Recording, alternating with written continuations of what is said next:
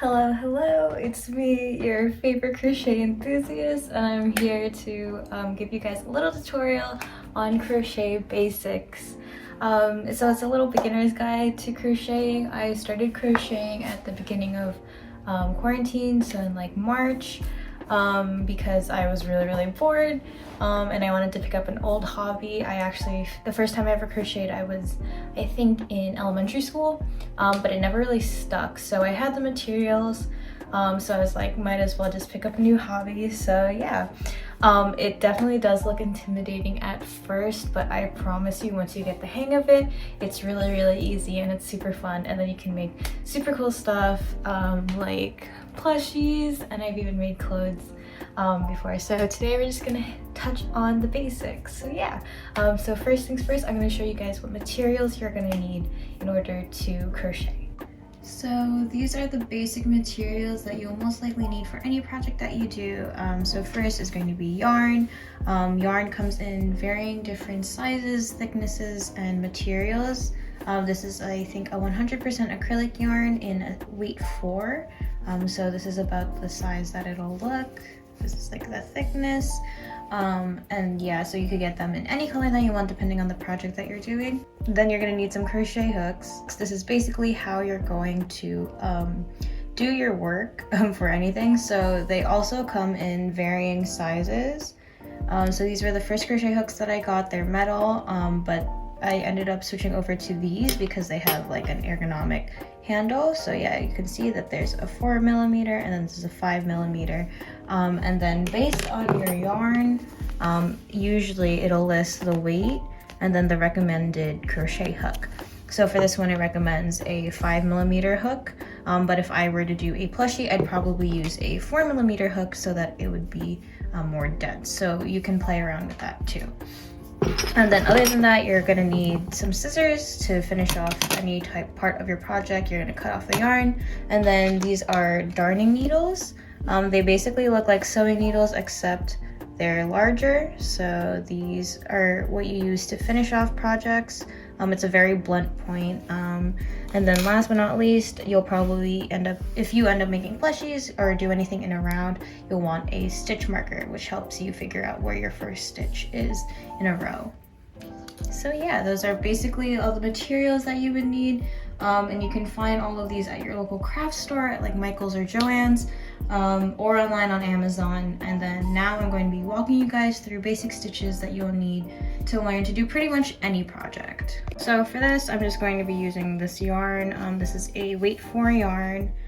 So I'm going to be using the 5mm crochet hook, which is usually what's recommended for weight 4 yarn. So first, I'm going to show you how I hold my yarn and my crochet hook. So I hold my crochet hook in my right hand and I let it sit there, and I hold it, basically I just like put it in my hand and then close my hand over it. So my pointer finger goes here, whatever, and then my thumb comes on this side. That's sort of why I really like the ergonomic hook, because it's really comfortable in my hand and to hold. And then if you were to have the metal hook, same idea, place it in the hand, wrap your hand around it like that. So my thumb comes on the flat part always, so it gives me something to grip on.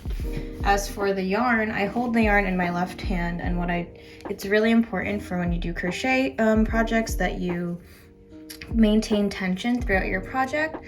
So what I do is I put the yarn in between my pinky and my ring finger, and then I hold it like this. So I'll do it again. So between my pinky and ring finger, wrap it around my pointer finger, and then I hold it between my middle finger and my thumb. So this is pretty much the stance that I hold for most of, for when I do my projects. Yeah. There are different ways to hold your yarn and your hook online. This is just the one that I find most comfortable and works best when I work projects. So yeah, so do whatever is easy for you, but I'm just gonna show you guys what I do. There are people who hold the hook like a pencil. I don't find that super comfortable, but yeah, so just letting y'all know. Okay. So next, I'm going to be showing you guys how to chain, which is basically the foundation for any project that you're going to do. Most projects will start with a chain. Now, in order to start off with a loop, this is what I do. So I hold the yarn in my hand, and then I wrap it around my pointer finger, pull it off my pointer finger, and then this part I bring under like this, and then I take my hook, stick it in there underneath, so it's like this. I hold the two ends between my pointer and my thumb, pull it through, and now I can adjust the yarn tighter around my hook. We're gonna do it again. So wrap it around my pointer finger, pull it off my pointer finger, take this part of the yarn, let it sit underneath, stick the hook underneath that, hold both ends in my pointer and my thumb, pull, and I can adjust like that. And that's how you get the yarn on your hook. Okay, so now that you have your yarn on your hook, I'm going to start teaching you guys how to chain. So, like I said, I put it in between my pinky and my ring finger, and then I hook it over my pointer finger, and then I hold it between my middle and my finger and my thumb. So, in order to chain, what you're going to do is you're going to yarn over. I sort of just move my hook underneath the yarn. Other people will physically bring it over the hook, but essentially yarn over just means that your hook goes under the yarn right here. So then what you do is you go under the yarn.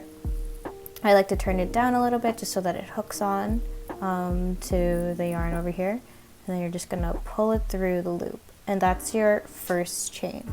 So then we're gonna do it like a few more times. So you're gonna do yarn over, pull it through the loop. That's 2 chains. 2 chains. And then you're going to yarn over again, pull it through the loop. So right now I have 1, 2, 3 chains on my hook. So we're going to do this again until you have 11. So 1, 2, 3. So here I have 11 on my chain right now. Okay, so now that we all have our chain, I'm going to show you guys how to do a single crochet. So we have 11 chains here, and what you're going to do is, in order to start a single crochet, you just insert it into a loop first. So we're going to skip this first one over here, like the chain closest to the hook, and we're going to go here. So we're going to go into the second chain from the hook, because this one will not count as a stitch, and it will count as our turning chain. So we're going to insert the hook into that loop, so right there. So you see how like a loop has like 2 little thingies right here, like a front and a back. Front, this is front because it's facing you, and the back one, you're just going to stick it in between both of those. And then what you're going to do is you're going to yarn over and then pull it through. So now you have 2 loops on your hook. So these 2 loops should be on your hook at this point, and that's how you start a single crochet. And then in order to finish off a single crochet, you're just going to yarn over and pull it through both loops. And that's your first stitch. So we're going to do it a few more times just so you guys get the hang of it. So we're going to insert into the next loop, yarn over, pull through. Again, now you have 2 loops on your hook. Gonna yarn over, pull through both. Now you have 2 single crochets, and here you can see that you're starting to develop these that look like chains on top of your stitches. So we're gonna do it one more time. Insert into the next loop, which is right here. You're gonna pull it through, yarn over, pull through the loop. Now again, you have 2 on your hook, yarn over again, pull through both. Yeah, and now you have 1, 2, 3. So now you have 3 single crochets. All right, now we're going to keep going until you only have 1 loop left, and then we'll check back in.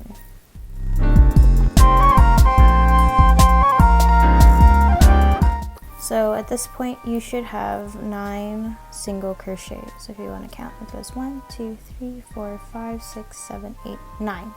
So now for the last one, it's the same thing. We're just going to do a single crochet. So we insert the hook here in the last loop, yarn over, pull through, yarn over, pull through both loops.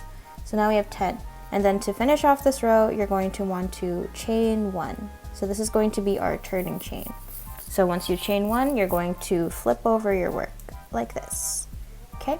So now we've chained 1 and turned our work. So next I'm going to teach you how to do a half double crochet. Half double crochets I feel like work best for clothing, especially for like tops and stuff, because it's dense enough that you don't get a lot of holes, but it's light enough that it doesn't feel too heavy on you. So for a half double crochet, it's quite similar to a single crochet. The only difference is before you insert it into the loop, you're going to yarn over, and then so when you insert into the loop, like I said, you have like a V over here. You're going to insert it underneath both of those, yarn over again. So again, you're going to yarn over, pull through underneath that V, and now you should end up with 3 loops on your hook, right? So you have 3 loops on your hook. Next, what you're going to do is you're going to yarn over and pull through all 3 loops. And that's a half double crochet. We're going to do it again. So you're going to yarn over, then you're going to insert it underneath the V. You want to look, this is what it looks like. It goes underneath the V right there. Then you're going to yarn over again, and then you end up with 3 loops on your hook, right? And then you're going to yarn over and then pull through all 3 loops. And that's your second half double crochet. So now we're going to do it one more time. Yarn over, insert under the V. We're going to show that. Insert under the V. Yarn over again, pull through. You end up with 3 loops on your hook. Yarn over and pull through all 3. Yep, and that's how you end up with 3 half double crochets. So do this again until you have 9, and then we'll check back in for the 10th one. So at this point you should have 9, so it should be 1, 2, 3, 4, 5, 6, 7, 8, 9. So this is what your half double crochet row looks like, and then if you flip to the other side, this is what your single crochet row looked like, so it does look a little different. Okay, so now for the 10th one, it's the same thing, half double crochet. So yarn over, go underneath the loops, yarn over, pull through again, and then yarn over, pull through all 3 loops, and that's that row. So now our turning chain, we're actually going to make it, we're going to chain 2. 1, 2, because the next thing we're going to learn is a double crochet, and it is taller than the other 2 stitches, so you need to do a turning chain of 2. So you chain 2, we're going to do that again. Oh yeah, that's the other thing about crocheting. If you mess up, you can always just pull your work through. So it's 1, 2, that's our chain. So then we're going to turn our work and then start with the double crochet.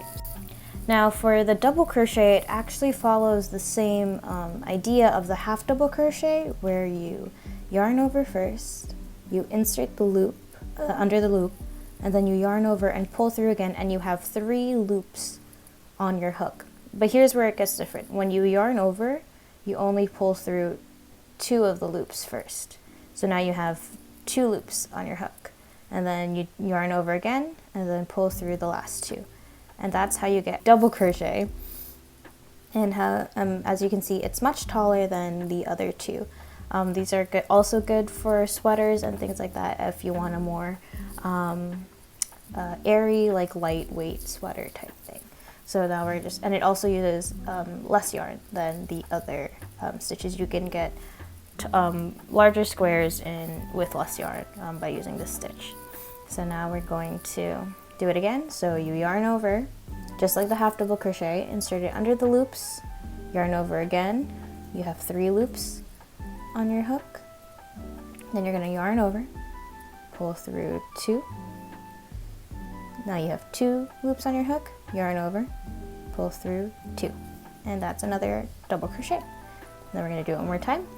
Yarn over, insert under the loops, go underneath that V like we did before, yarn over, pull through. So again, 3 loops on the hook, yarn over. We're gonna only pull through the first 2 loops on the hook, yarn over again, pull through the next 2, and then there you go. That's a double crochet. Okay, and then we're just going to do that again for the rest of the row.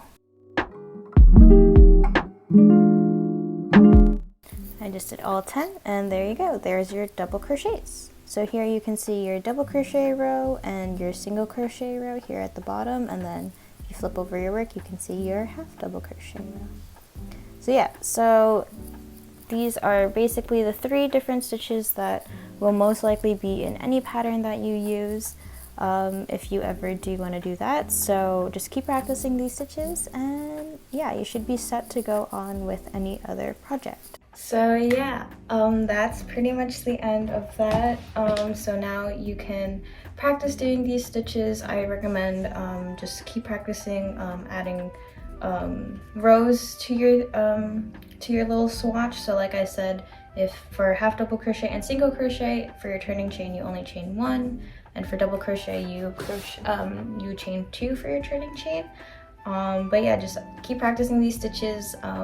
That's how I started. I started by making a very simple top, which is literally just, I think, half double crocheted a huge rectangle and then sewed it in together at the end.